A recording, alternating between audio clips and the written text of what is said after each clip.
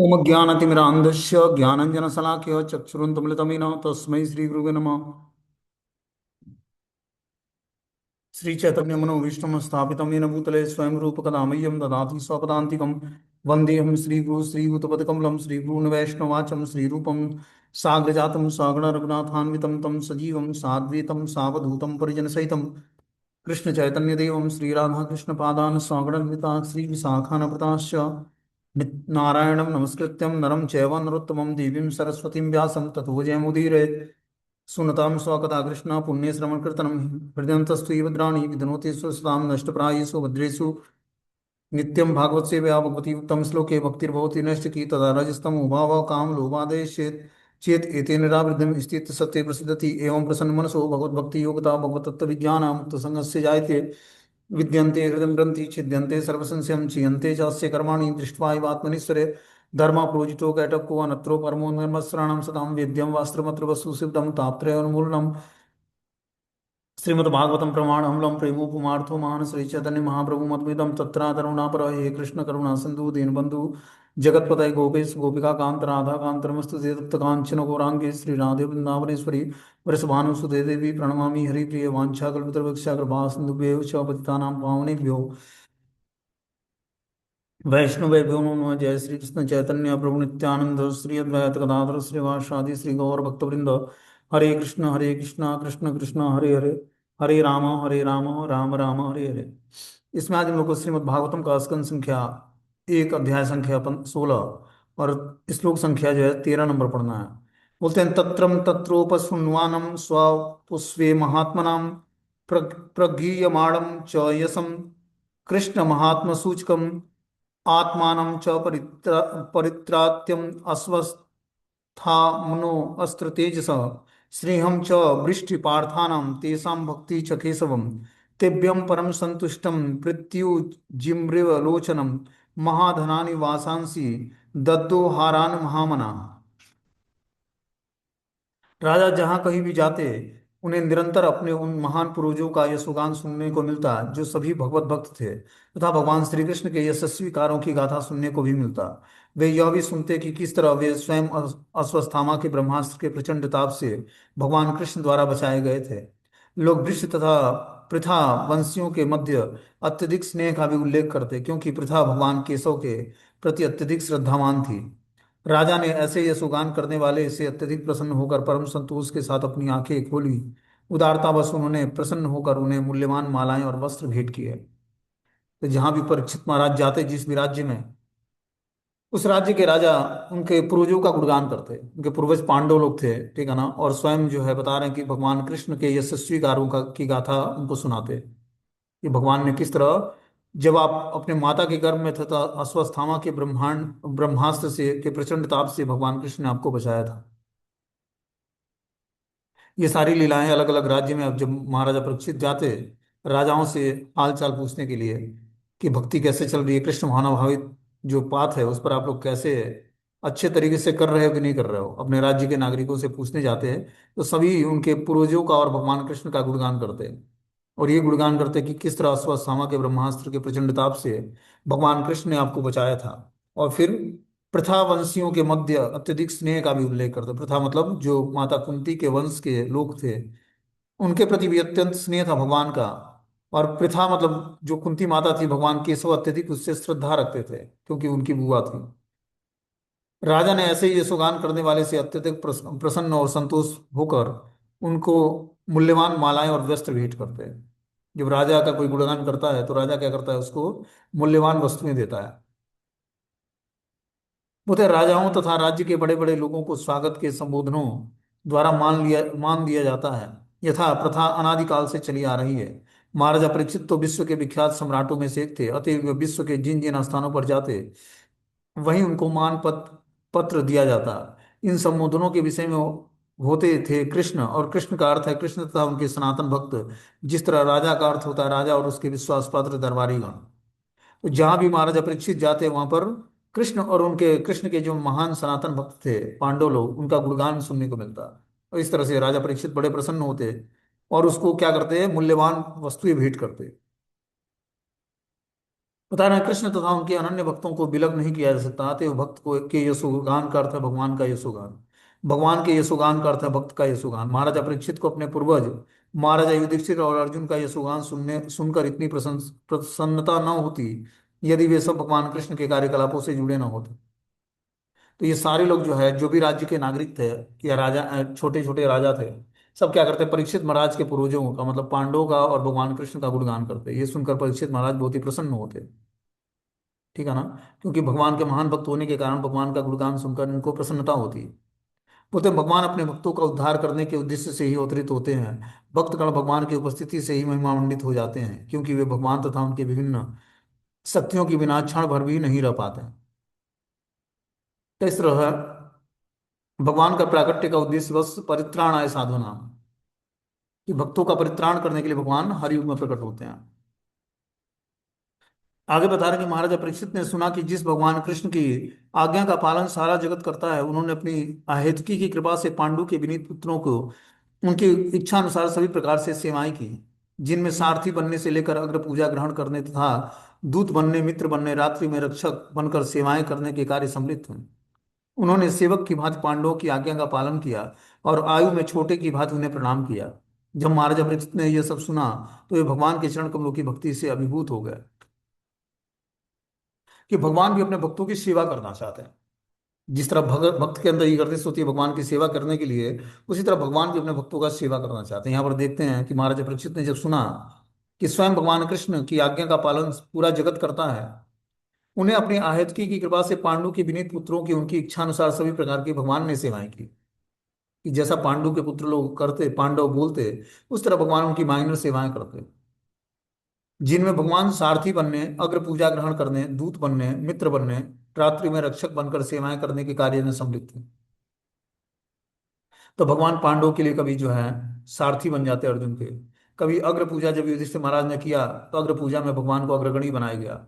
कभी भगवान शांति दूत बनकर और जो है हस्तिनापुर जाते हैं दुर्योधन को समझाने के लिए। कभी अर्जुन के मित्र बन जाते हैं, रात्रि में रक्षक बनकर सेवाओं का कार्य संपन्न करते हैं। इस तरह से भगवान ने पांडवों की आज्ञा का पालन किया और आयु में छोटे होने के कारण उन्होंने पांडवों को प्रणाम भी किया। महाराज युधिष्ठिर का पैर छूकर प्रणाम करते थे, क्योंकि महाराज युधिष्ठिर एज में बड़े थे और बुआ के लड़के थे, मामा के लड़के थे, सॉरी बुआ के लड़के थे, कुंती माता के पुत्र थे। तो बुआ के बड़े लड़के थे, इसलिए भगवान से एज में बड़े थे, तो भगवान पैर छूकर प्रणाम करते इसी महाराज को, जो स्वयं भगवान है। ऐसा भगवान जब पुरुष अवतार लेते हैं तो आदर्श प्रस्तुत करते हैं अपने आचरण से, कि किस तरह एक पिता का, किस तरह एक भाई का, किस तरह एक पुत्र का, किस तरह एक बड़े छोटे का लिहाज करना चाहिए। ऐसे ही भगवान श्री राम के भी चरित्र में देखने को मिलता है। मात्र अपने शुद्ध भक्तों के साथ भगवान के आचरण के महत्व को समझ लेने से ही मोक्ष प्राप्त हो जाता है। भगवान अपने शुद्ध भक्तों के साथ एक बहुत ही अच्छा व्यवहार करते हैं, फैमिलियर व्यवहार करते हैं, और वो भी सेवा करना चाहते हैं अपने भक्त। भगवान को भी आनंद प्राप्त करने के लिए भक्तों की आवश्यकता होती है। भगवान तो आनंद के सागर हैं, लेकिन भक्तों के साथ उनको और इंजॉयमेंट होता है भगवान का। जब वो भगवान अपने भक्तों की सेवा करते हैं तो वो सेवा से और आनंद प्राप्त करते हैं। सेवा से ही आनंद प्राप्त होता है जीवात्मा को। जब वो हृदय से किसी की सेवा करता है तो इंटरनल उसको हैप्पीनेस प्राप्त होता है, अंतरंग आनंद प्राप्त होता है। अब तुम लोग मुझसे वह घटना सुन सकते हो जो तब घटी जब महाराजा परीक्षित अपने पूर्वजों की उत्तम वृत्तियों के विषय में सुनते हुए और उनके विचारों में डूबे हुए अपने दिन बिता रहे। अब बता रहे हैं यहाँ पर सुत गोस्वामी कि अब मैं वो घटना सुनाने जा रहा हूँ जब परीक्षित महाराज अपने पूर्वजों की उत्तम वृत्तियों के विषय में सुनते और उनके विचारों में डूबते हुए अपना दिन बिताने लगे। तब क्या घटना हुई। बोलते हैं साक्षात धर्म बैल के रूप में विचरण कर रहा था, उसे गाय के रूप में साक्षात पृथ्वी मिली, जो ऐसी माता के समान शोकग्रस्त दिखाई पड़ रही थी जो अपने पुत्र को खो चुकी है। उसकी आंखों से आंसू बह रहे थे और उसके शरीर का सौंदर्य उड़ गया था। धर्म ने पृथ्वी से इस प्रकार प्रश्न किया। क्या बता रहे हैं कि साक्षात धर्म बैल के रूप में विचरण कर रहा था। जो धर्म था वो बैल के रूप में था, और गाय के रूप में साक्षात पृथ्वी जो है गाय का रूप धारण कर रखी थी, जो ऐसी माता के समान शोकग्रस्त दिखाई पड़ रही थी जो अपने पुत्र को खो चुकी है। उसकी आंखों में आंसू थे और उसके शरीर का सौंदर्य उड़ गया था। धर्म ने पृथ्वी से इस प्रकार प्रश्न किया। जो बैल था, धर्म रूपी बैल, वो पृथ्वी से प्रश्न करता है। बोलते हैं वैदिक नैतिक सिद्धांत का प्रतीक है। बैल नैतिक सिद्धांत का प्रतीक है, और गाय पृथ्वी की प्रतिनिधित्व करती है। बैल तथा गाय प्रश्न मुद्रा में रहते हैं, तो यह माना जाता है कि संसार में भर के सारे लोग प्रसन्न रहेंगे। इसका कारण यह है कि बैल खेतों से अन्न उपजाने में सहायक होते हैं, और गाय दूध देती है, जो समग्र भोजन आहारों में चमत्कारी पदार्थ है। अतः मानव समाज में इन दो महत्वपूर्ण पशुओं का बड़ी ही सावधानी से पालन करना चाहिए। कि मानव समाज में जो बैल है, वो क्या करता है, अन्न उत्पादन करता है खेतों से, और गाय क्या करती है, दूध देती है। और समग्र भोजन आहारों में ये चमत्कारी पदार्थ पाए जाते हैं कि दूध और जो है अन्न बहुत ही चमत्कारी पदार्थ हैं, जिससे व्यक्ति स्वस्थ रह सकता है। तो बता रहे हैं कि जिससे वे प्रसन्नता पूर्वक सर्वत्र विचरण कर सकें। लेकिन आज के समय में इस कलयुग में बैल और गाय दोनों का वध कर दिया जाता है, और दोनों ही इन लोगों द्वारा भोजन के रूप में उपयोग में लाए जाते हैं। ब्राह्मण संस्कृति को वो नहीं जानते। तो जो व्यक्ति ब्राह्मण संस्कृति को नहीं जानता, वो गायों और बैलों का मांस खाकर और उसको वध करना चाहता है। ठीक है ना। और इस प्रकार बता रहे हैं कि इस तरह बिना किसी बाहरी प्रयास के शांति तथा संपन्नता प्राप्त नहीं हो पाती। कि समाज में शांति और संपन्नता नहीं रहेगी जब तक ब्राह्मण संस्कृति नहीं रहेगी और गाय और बैल नहीं रहेंगे, जिससे अन्न और दूध उत्पादन हो। और ब्राह्मण क्या करे, समाज में सबको जो है ज्ञान प्रदान करें। जब तक ये तीन चीजें नहीं रहेंगी, तब तक संसार में संपन्नता और शांति नहीं बनेगी। अब बता रहे कि धर्म वाचा कच्चित भदे अनामयतात्म नस्ते भिक्षा यासी म्लायते समुखेन आलक्ष्ये भवति मंतरादि दूरे बंधु सोचसी कंजनाम्बम। धर्म ने बैल रूप में पूछा कि हे महोदय, आप स्वयं स्वस्थ तथा प्रसन्न तो हैं। आप शोक की छाया से आवृत क्यों हैं? आपके मुख से ऐसा लगता है कि आप म्लान पड़ रहे हैं। क्या आपको कोई भीतरी रोग हो गया है, या आप अपने किसी दूर स्थित संबंधी के विषय में सोच रहे हैं? तो बता रहे हैं कि जो है बैल जो है धर्म का प्रतीक है। बैल रूप में जो धर्म था, उससे पूछा गया कि हे महोदय, आप स्वयं स्वस्थ तथा प्रसन्न तो है ना? आप शोक की छाया से आवृत क्यों हैं? आपके मुख ऐसा लगता है कि म्लान पड़ गया है, क्योंकि आपको कोई भीतरी रोग हो गया है, या आप अपने किसी दूर स्थित संबंधी के विषय में सोच रहे हैं। कि बैल जो था उदास था वो। ठीक है ना। और उसका शोक से आवृत हो गया था, जो उसका मुखारविंद था वो शोक से आवृत था। तार इस कलयुग में विश्व भर के लोगों को सदैव चिंताग्रस्त रहते हैं। हर एक किसी न किसी रोग से ग्रस्त है।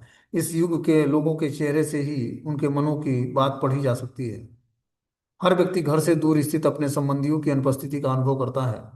कलयुग का विशेष लक्षण यह है कि कोई भी परिवार अब एक साथ रहने का सौभाग्य प्राप्त नहीं कर पाता है। पहले क्या होता है, ज्वाइंट फैमिली हुआ करती, सभी लोग एक साथ रहते थे। अब क्या है कि कलयुग का जो विशेष लक्षण है कि परिवार के सारे सदस्य एक साथ रहने का किसी को सौभाग्य नहीं मिलेगा।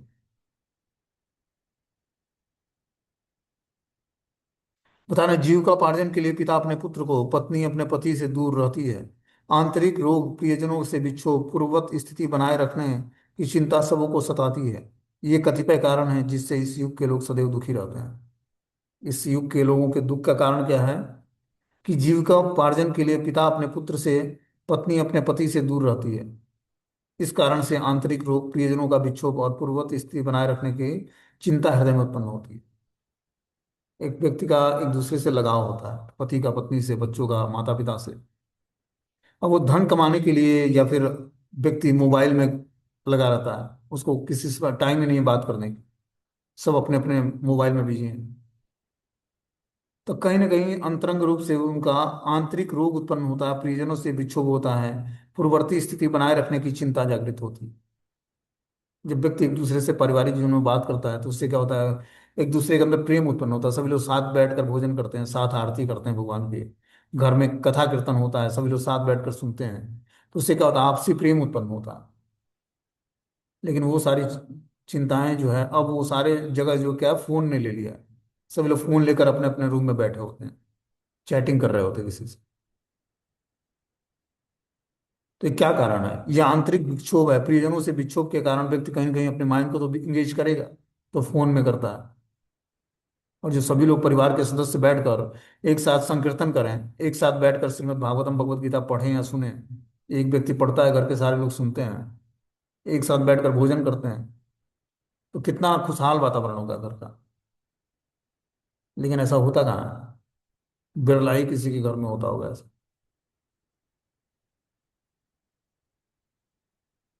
बोलते मेरे तीन पाँव नहीं रहे, अब मैं केवल एक पाँव पर खड़ा हूं। क्या आप मेरी इस दशा पर शोक कर रही हैं, इस बात पर कि अब आगे अवैध मांस भक्षण आपका शोषण करेगा? या आप इसलिए दुखी हैं कि अब देवताओं को यज्ञ में बलि में से अपना हिस्सा नहीं मिल रहा है, क्योंकि इस समय कोई यज्ञ संपन्न नहीं हो रहा है? या आप दुर्भिक्ष अथवा सूखे के कारण दुखी जीवों के लिए दुखित हो रही हैं? तो इस तरह से मैं बता रहे हैं कि बैल जो बोलता है कि जो धर्म का प्रतीक है, उसके बस इस कलयुग में एक पांव पर वो खड़ा था। क्या आप मेरी इस दया पर शोक कर रही हैं? पृथ्वी से पूछा कि क्या मैं एक पर पैर खड़ा हूं, इस कारण से आप इस मुझ पर दया करके शोक कर रही हैं? या इस बात पर कि आप आगे अवैध मांस भक्षण आपका शोषण करेगा, कि पृथ्वी पर अवैध मांस भक्षण होगा, क्योंकि देवताओं को यज्ञ की बलि का हिस्सा मिलना बंद हो गया। यज्ञ में पशु बलि दी जाती थी, और जो मांस भक्षण करना चाहता था उसको प्रसाद के रूप में स्वीकार करता था, वो भी अब धीरे धीरे बंद हो गया।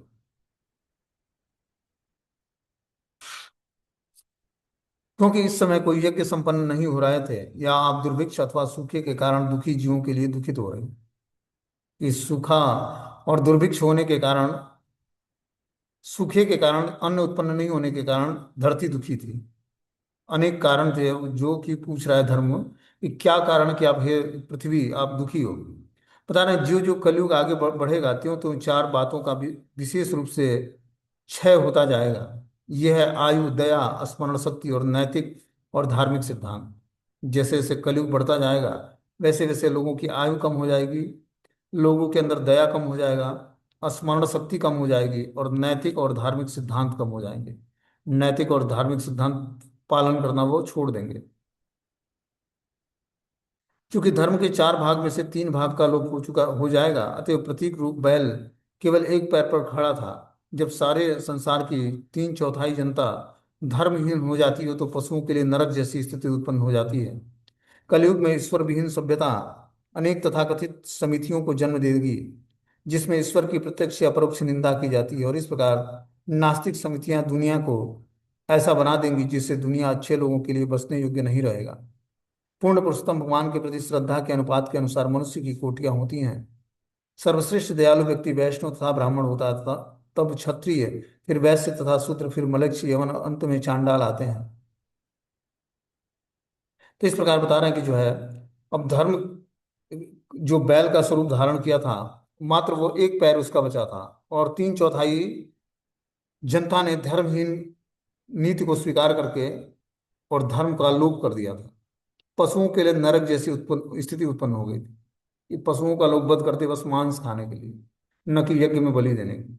जब यज्ञ में पशु बलि दी जाती थी तो उससे क्या होता था, उस पशु को नया जन्म मिलता था, वो भक्त बन जाता था अगले जन्म में, और वो मनुष्य शरीर धारण करता था।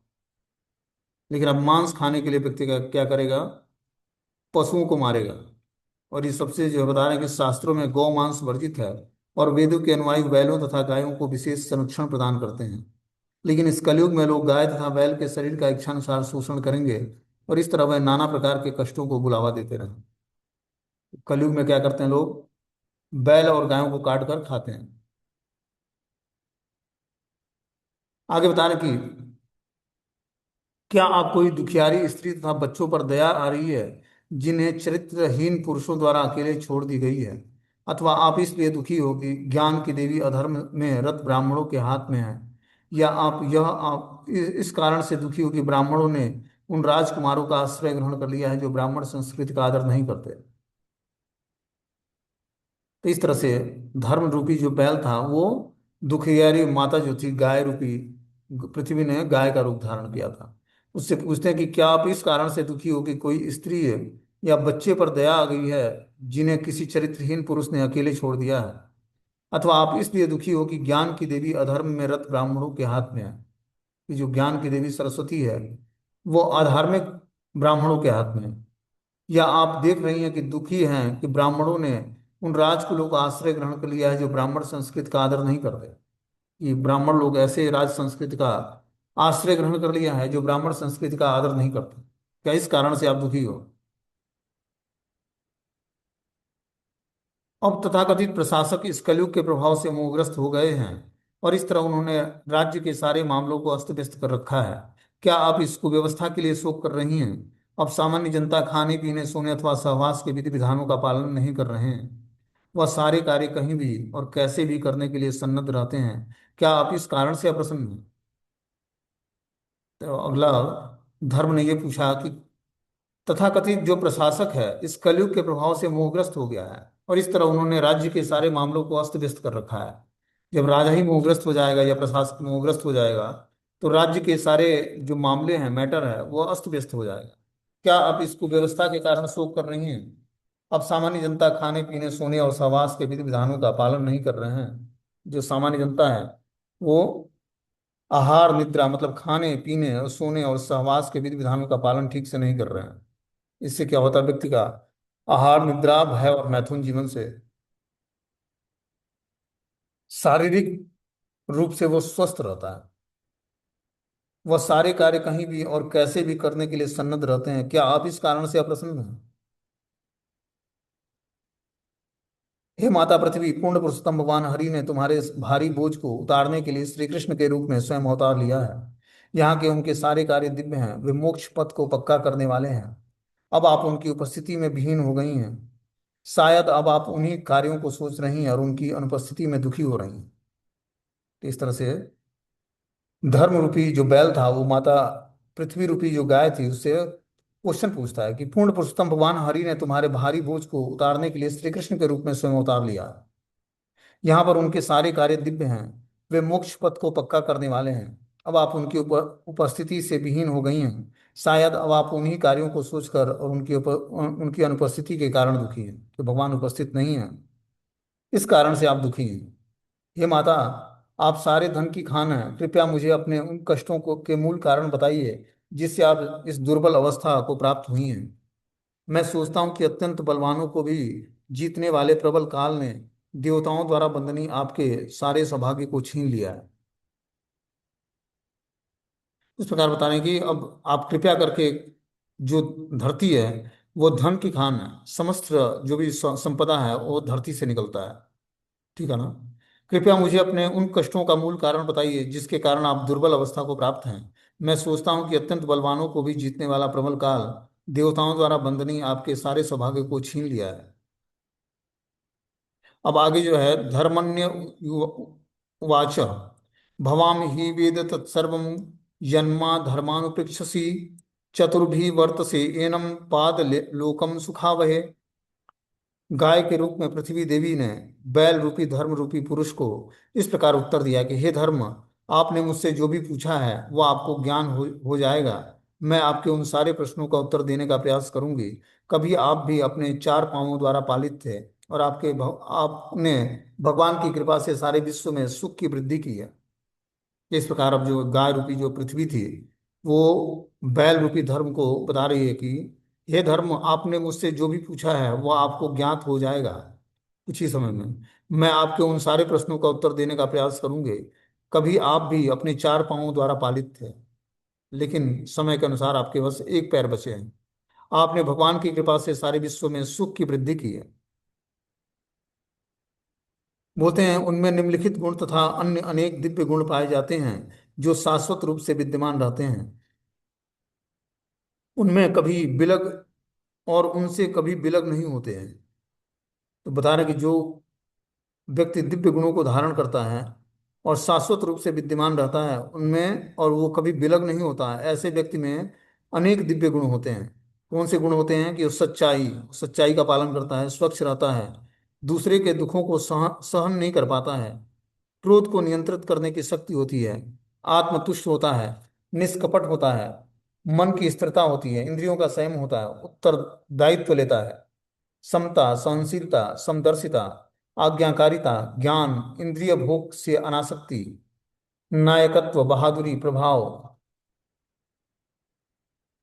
असंभव को संभव बनाना कर्तव्य पालन करना पूर्ण स्वतंत्रता कार्य कुशलता सौंदर्य, मयता, धैर्य, दयालुता, उदारता, विनयशीलता, संकल्प, ज्ञान की पूर्णता, उपयुक्त दक्षता, समस्त भोग विषयों का स्वामित्व, प्रसन्नता, स्थिरता, आज्ञाकारिता, यश, पूजा, निर्भीमानता, अस्तित्व, शाश्वतता, समस्त सत्व और सौंदर्य के आधार पूर्ण पुरुषोत्तम भगवान श्री कृष्ण ने इस धरा पर अपनी दिव्य लीलाएं बंद कर दी हैं।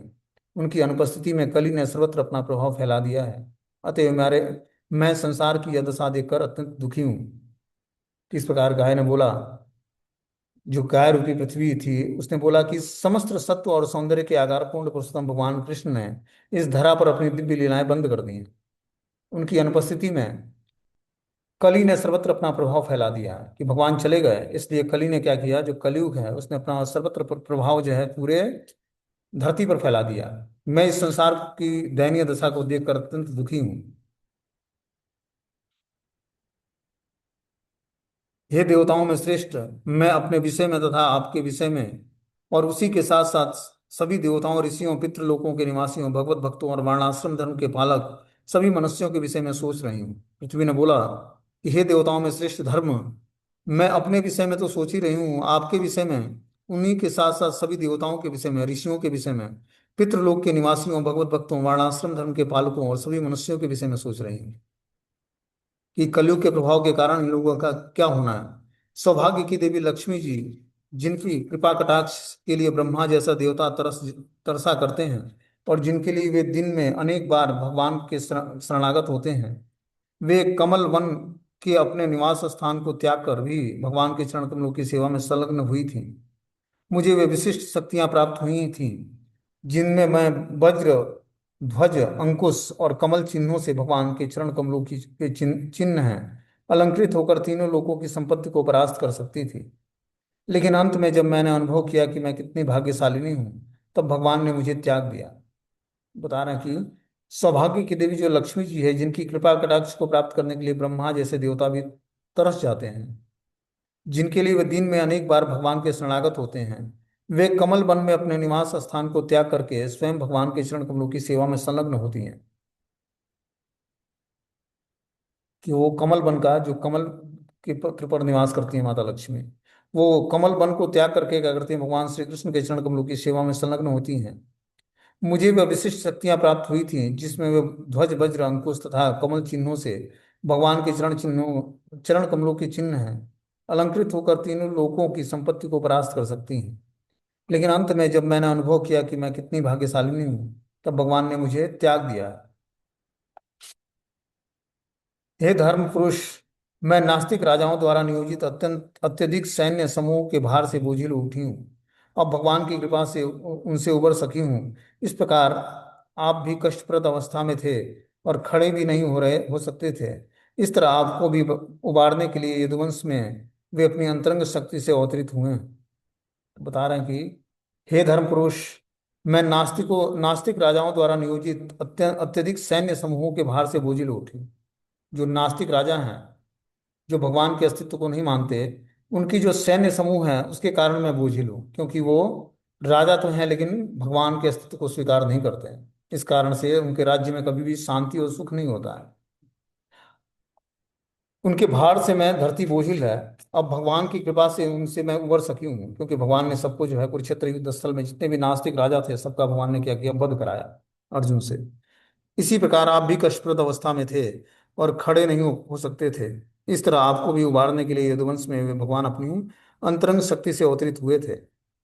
अतएव ऐसा कौन हैगा जो उन पूर्ण पुरुषोत्तम भगवान के विरह की व्यथा को सहन कर सकता है। वे अपनी प्रेम भरी मीठी मुस्कान, सुहावनी चितवन, मीठी मीठी बातों से सत्यभामा जैसे प्रियतमाओं की गंभीरता और प्रणय क्रोध को जीतने वाले थे।